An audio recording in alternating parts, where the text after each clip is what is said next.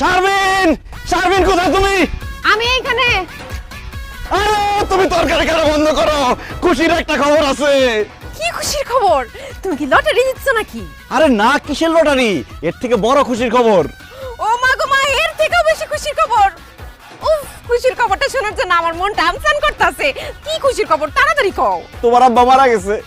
ও কি? আমার আব্বা মারা গেছে? হ্যাঁ, তোমার আব্বা মানে আমার শ্বশুর মারা গেছে।